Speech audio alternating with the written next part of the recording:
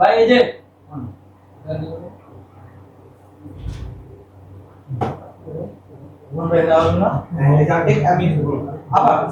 আপনার কাছে জানতে চাচ্ছি, আপনি বিগত কয়েকটি শিল্পী সমিতি নির্বাচনে অংশগ্রহণ করেছেন, পাশও করেছেন, এবারের নির্বাচনে অংশগ্রহণ করলেন, কিন্তু এবারের নির্বাচনের ফলাফল গেলবার মতো হলো না।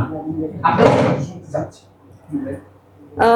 এবার কথা আমি পরে বলি। আমি জায়েদ খানের মানে জায়েদ খান যে বছর থেকে আপনার সেক্রেটারি পদে আপনার নির্বাচিত, শিল্পী সমিতি নির্বাচিত হয়েছিল, তখন থেকে আমার মনে হয় যে আমি বললে ভালো, কারণ তখন থেকে কিন্তু ওতপ্রোতভাবে আপনার শিল্পী সমিতির সাথে মানে জড়িত ছিলাম, আমাকে রাখা হয়েছিল আর কি। আমি কখনোই শিল্পী সমিতিতে আপনার কোনো পদে বা শিল্পী সমিতির কোনো আপনার ইলেকশনে কখনোই থাকতে চাইনি, কখনোই না।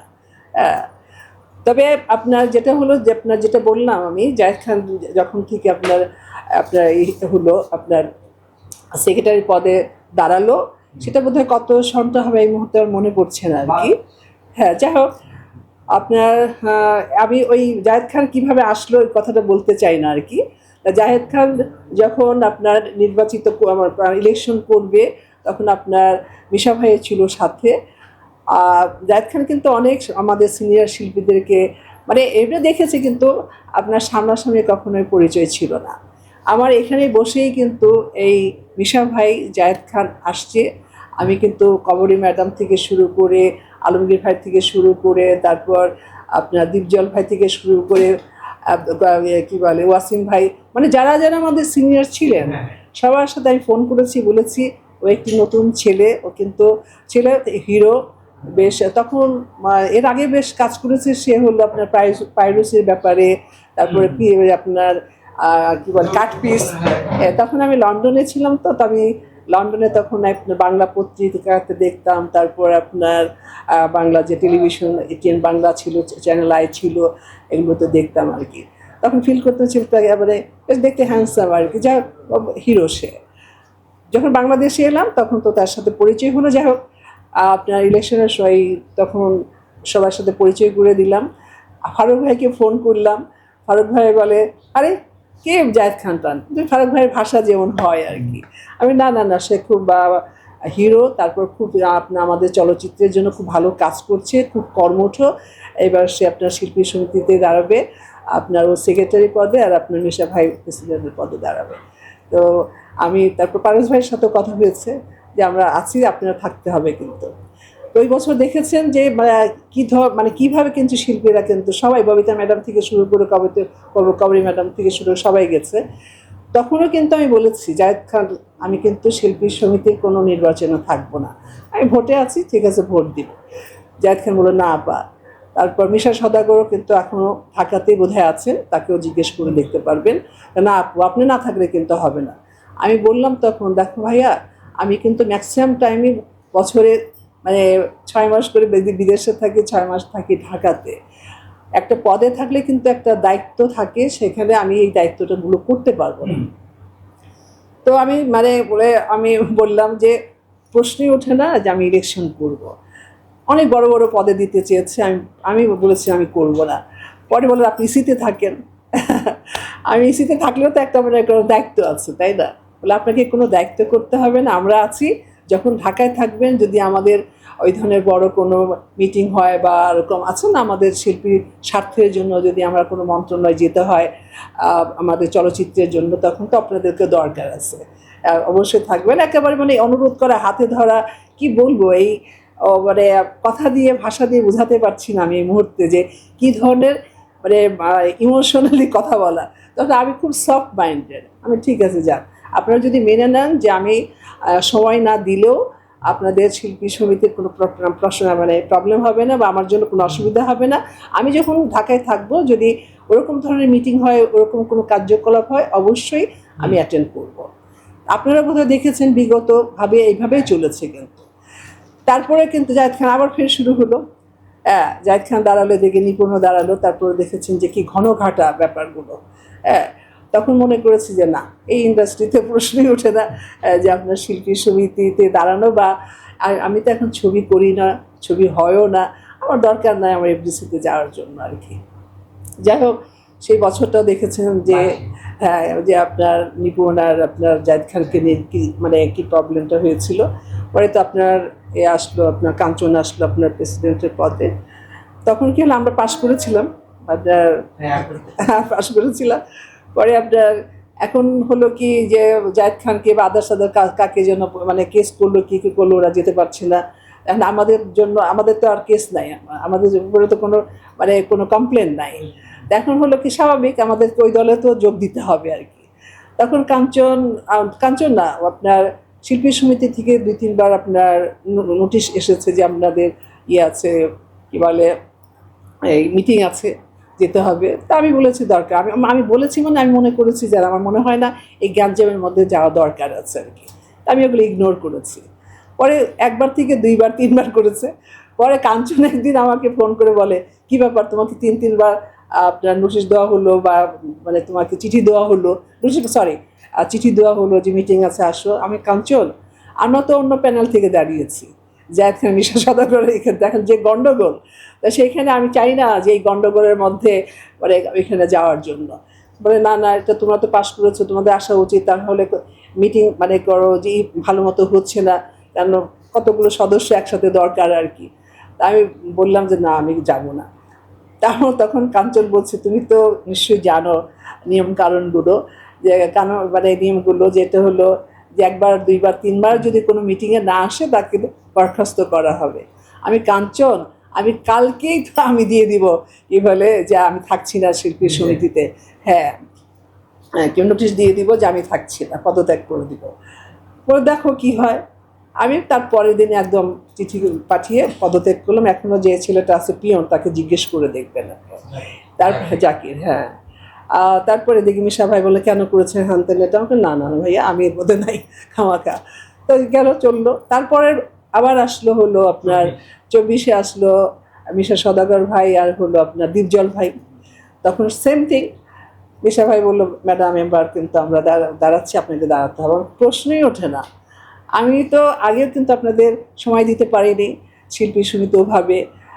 তারপর যে পরিস্থিতিটা দাঁড়িয়েছে আপনার ইলেকশনের সময়, দেখলাম যে গত বছর আমার মনে হয় না যে যাওয়াটা উচিত হবে আর কি।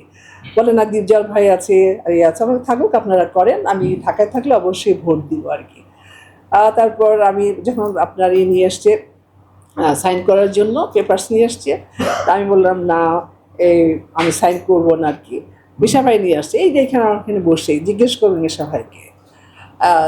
তারপর দীপজল ভাইকে ফোন করেছে, দীপজল ভাই আমাকে ফোন করলো, না বোন আমি আছি, কোনো অসুবিধা নাই, আমরা থাকবো। আমি বললাম, আবার সেম কথাই বললাম যে আমি সময় দিতে পারবো না। হ্যাঁ, সে বলছিল না না, আপনাকে এমন কোনো সময় দিতে হবে না, আপনি যখন ঢাকায় থাকবেন তখন আসবেন, অসুবিধা নেই। আবার যেতে হলো। আমি বড় পদে চাই না, আমি ছোট পদ দেন। তো তারপরে ওইসিতেই গেলাম, ওকে চলছে সেম থিং, আমি বাইরে থাকছি, এভাবে চললো। এইবার যখন আবার ইলেকশন শুরু হলো, জয় চৌধুরী ধরলো আমাকে, বেশ মানে ইলেকশনের আগের দিন না পরে, তারপরে 2-1 মাস আগে থেকে, আপু আমি ইলেকশন করছি, আমি সেক্রেটারি পদে দাঁড়াবো, প্লিজ আপনি কিন্তু থাকবেন সাথে। আমি দেখো কান ধরি, আর কখনোই কোনো সময় থাকবো না। তোমরা তো দেখতেই পাচ্ছ যে আমি তো সময় দিতে পারি না। হ্যাঁ, তারপর প্রচারণা সময় আমি থাকতে পারি না। আর এখন যে পরিস্থিতিটা হয়েছে, আমি নিপুণের সময় থেকে শুরু হলো, কিন্তু আমাকে বলতে হয় যে টাকা লেনদেন। ম্যাক্সিমাম শিল্পীরা তখন কিন্তু টাকা ছাড়া ভোট দেয় না। হ্যাঁ, আমি বললাম যে ভাই আমার টাকাও নাই, আমি প্রশ্নই ওঠে না, তারপর আমি দেশে থাকবো না, আমি প্রচারণার মধ্যে থাকতে পারবো না, আমি আমি আমি আমাকে রিকোয়েস্ট করো না। একদম হাতে ধরে, না আপু আমি এবার দাঁড়াবো, আমাকে একবার একটু চান্স দেন, প্লিজ চান্স দেন। হ্যাঁ, এটা 2-1 মাস থেকে শুরু হচ্ছে, ফোনে বা এফডিসিতে কখনো গেলে হচ্ছে। পরে আপনার কলি জানে আমি কখনো আপনার কি বলে বার্থডে করি না আর কি। তো এবার মানে যাই হোক, আমার খুবই পরিচিত, খুবই একজন আমার ভক্ত, ওর উৎসাহ করেছে যে না আমি আপনাকে করবো আর কি, আপনার বার্থডে সেলিব্রেট করবো। তারপর যাই হোক আমি আমার কারো দু একজনকে দেখেছি আর কি, তো পলিও ছিল সেখানে, তারপর জয় চৌধুরী ছিল, আরও দু একজন ছিল। একদম আমি ওই কর্নারটাতে বসে আপু ওদের পেপার নিয়ে আসছে, পেপারস নিয়ে আসছে সাইন করাতে আর কি। আমি বললাম না, আমি সাইন করবো না, আমি তোমাকে বারবার বলছি যে আমি থাকবো না, এবার ইলেকশন করব না। তারপর এখনকার যারা প্রার্থী ম্যাক্সিমাম আপনার শিল্পী, আমি কাকে মানে ফোন করব, কাকে বলবো, কোথায় বলবো, কি বলবো, তারপর টাকা খরচা প্রশ্নই ওঠে না। আমি কি এখানে আর টাকা পাবো যে আমি টাকা খরচা করলে আমি টাকা আসবে? তা তো না, ওগুলো কিচ্ছু করতে হবে না, আমি তো আছি, আমি আপনার জন্য মনে করেন ভোট চাইবো, যা যা করতে হয়।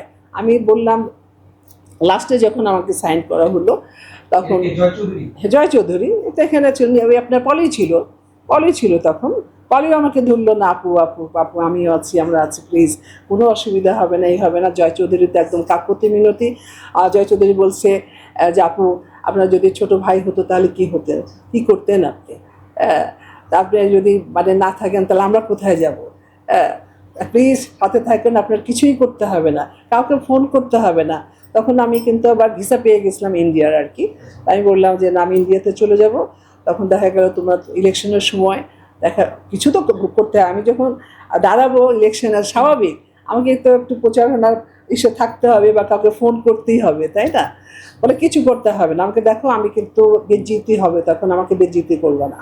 আর এখনকার যে যারা ভোটার, এরা পয়সা ছাড়া ভোট দেয় না, কথা বলা ছাড়া ভোট দিবে না। এখনকার যদি কিছু ভোট, অনেকটা ভোটার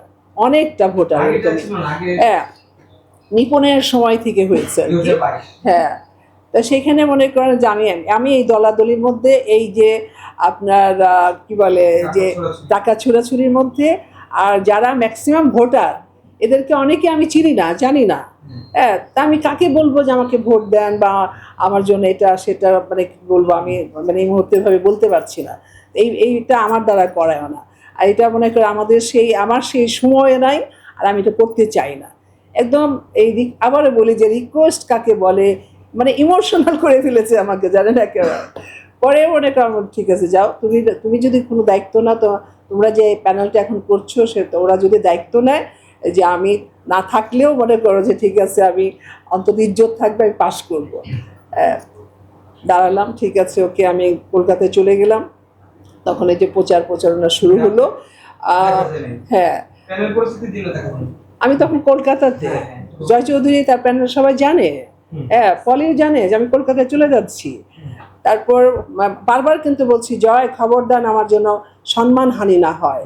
সে বলছে আপু নিশ্চিন্তে থাকো, তুমি কোনো প্রশ্নই ওঠে না তোমার সম্মানহানি হবে।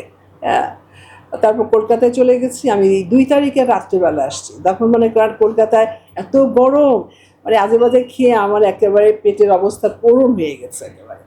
তারপরে আমার প্লেনে উঠেও কিন্তু এয়ার হোস্টেসরা আমাকে আপনার গ্যাসের কি ওষুধ দিয়েছে আমাকে। যাই হোক, তারপর এসছি, আমি খুবই উইক ফিল করছিলাম বাসায় এসে। তারপর মানে কিছু এটি খেয়ে তার কিছুটা সুস্থ হয়েছি আমি। পরে জয় চৌধুরী প্লেনে নামতেই ফোন দিয়েছে। আমি ওদিন বোধহয় রাত্রে আমার আপনার ফ্লাইট ছিল বোধহয়, আমি ঢাকাতে পৌঁছলাম 7টা-8টা হবে এরকম আর কি। ওই প্লেন থেকে ফোন করছিল বোধহয়, তখন তো আর যাচ্ছিল না, করে একদম স্টপ করেছে প্লেনটা, তখন ও ফোন করেছে। আমি বললাম আমি প্লেন এখন আপনার ল্যান্ড করেছে আর কি। পরে নামলাম, যাই হোক তারপর বাসায় আসলাম, ফোন করলো যে বললাম বাসায় পৌঁছেছে, কালকে আসছো তো কয়টার দিকে আপু? আমি কেন দেখো তো 10টার আগে তো কেউ আসবে না। আমি এসে সকালবেলা আমি গিয়ে কী করবো, বললো না 8টা সাড়ে 8টার মধ্যে চলে আসো। আমি কিনা আমি বোধ হয় 10টার দিকে যাই আর কি, রেডি হয়ে। না ঠিক আছে হ্যাঁ চললো। তারপর আমি গেছি 10টা সাড়ে 10টার মধ্যে, 11:15টার সময়। তারপর হ্যাঁ, আমাদের কিছু সিনিয়র শিল্পীরা আছে, আমাকে যারা পছন্দ করে তারা অবশ্যই ভোট দিয়েছে, নাহলে 152 ভোট আমি কোথায় পেলাম, তাই না? অবশ্যই দিয়েছে আমাকে।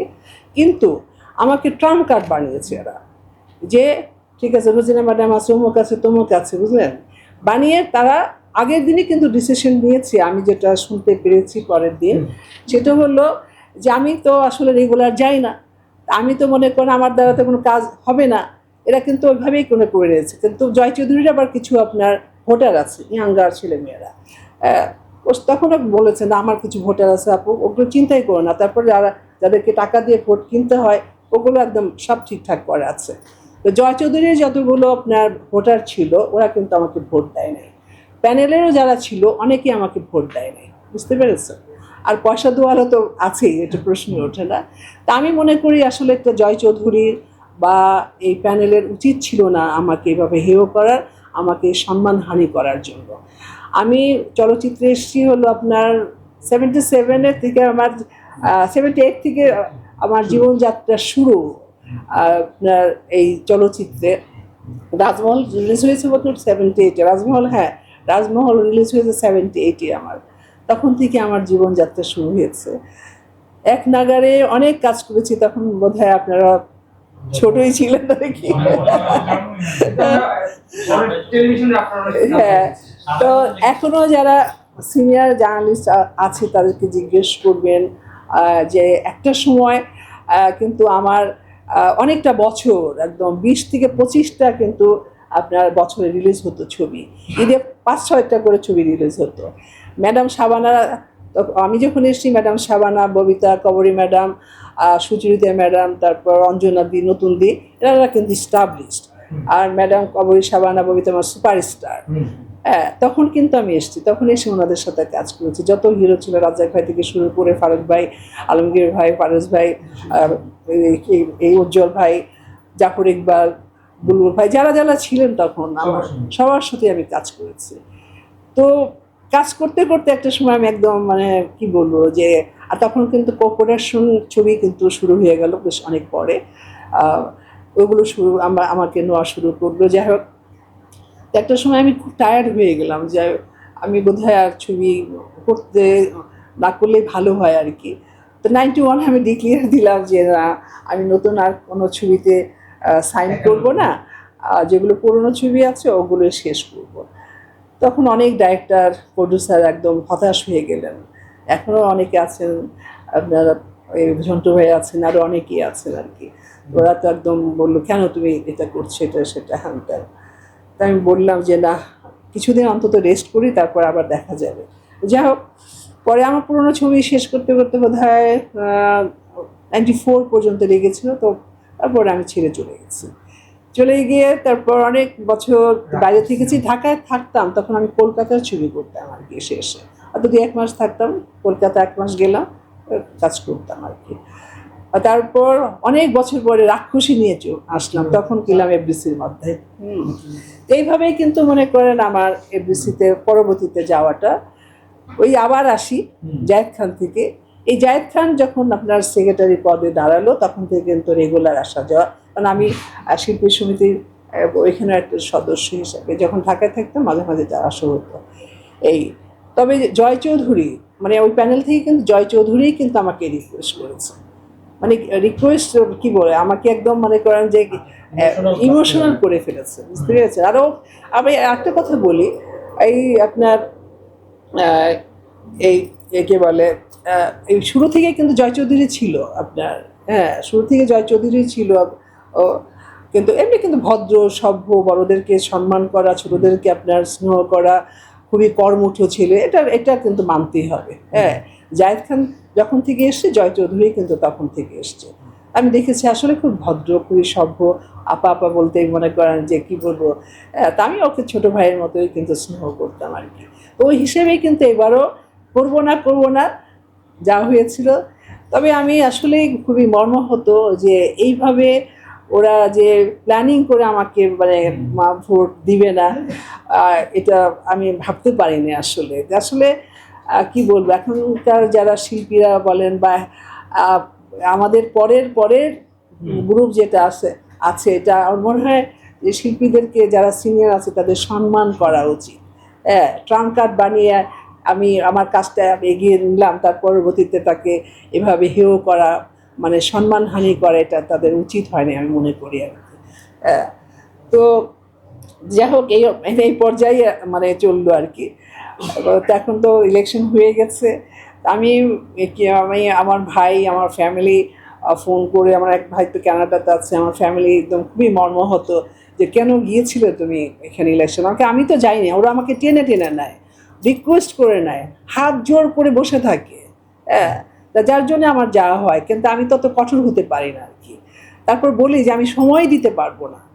তারপরে যে ওরা, হ্যাঁ এর আগেও করেছে, আমি গেছি, ওরা বলেছে গেছি, কিন্তু আমাকে সেই সম্মানটা দেখিয়েছে তারা। কিন্তু এইবার একদম মনে করেন যে এমন করেছে যে আমি তো রেগুলার আপনার যাবো না, যেতে পারি না, বা কোনো মানে কাজের মধ্যে নাই, বা আমি কোনো টাকা পয়সা দিতে পারবো না, এগুলো মনে করেন এখনকার যারা মানে এখনকার যে মানে বলবো কমিটিতে যারা আছেন বা আগেও ছিল সবাই, তারপর আমার মনে করেছে যে না, ওনাকে বোধহয় রাখাটা হবে না এই ইলেকশন পর্যন্তই। আর কাকে কাকে ভোট দিতে হবে ওরা আগে থেকেই কিন্তু আপনার সিলেক্ট করে রেখেছে আর কি। যেমন মুক্তির এখানটাতেও তারা কিন্তু, যে আমরা ছিলাম, আমি আর আপনার দিয়ে টাইপ ছিলাম, দিয়ে টাইপই তো ছিল বোধহয় না? হ্যাঁ, আর ওখানে ছিল নতুন আপা ইলিয়াস কুবরা বোধহয়। তো ওরা কিন্তু দেখেন নতুন দিকে কিন্তু হারিয়ে দিয়েছে, সেটা আমার আপা একটা কথা হচ্ছে, আপনি নতুন আপা এবং পলি আপু তিনজনই কিন্তু সিনিয়র, মানে এই সময় তুলনায় পলি আপু তিনজনেই কিন্তু পরাজিত হয়েছে, যেটা অপ্রত্যাশিত ছিল। তাহলে কি তিনজনে কি আপনারা টার্গেট হয়েছিলেন? আমার মনে হয় আপনি ইলেকশনের পরে হারার পরে মনে করেন, মানে হারার পরে মানে আমি হারি নেই, আমি মনে করি আর কি আমাকে হারিয়ে দেওয়া হয়েছে আর কি। হ্যাঁ, তবে এটা ইচ্ছাকৃতভাবেই করেছে, ওরা আগে থেকেই প্ল্যান করেছে যে ওই দলে আপনার নতুনদের এগেনস্টে কে আছে, আমার এগেনস্টে কে আছে, তাহলে আমাকে মনে করে যে হারিয়ে তাকে নিতে হবে। তার মনে করেন যে এই প্যানেল, নিশ্চয়ই এই প্যানেলে যারা যারা কিছু ভোটার ছিল, মানে জয় চৌধুরীর যারা মনে করে একেবারে কিছু একটা, মানে কিছু একটা না, অনেকগুলোই বোধহয় জয় চৌধুরীর ভোটার ছিল, তাদেরকে বলে দিয়েছে যে ওনাকে ভোট দিবে না, একে ভোট দিবে আপনার যে কুবরা, না ওনার নাম কি, আমি সরি টু সে, হ্যাঁ ইলিয়াস কুবরা। আসলে হয়তো দেখেছি, তো অতটা আমার আসলে আমি ঘনিষ্ঠ না তার সাথে। হ্যাঁ হ্যাঁ, আবার একটা জিনিস দেখেছি আমরা, পলি আপু যে নির্বাচিত হেরে গেছে,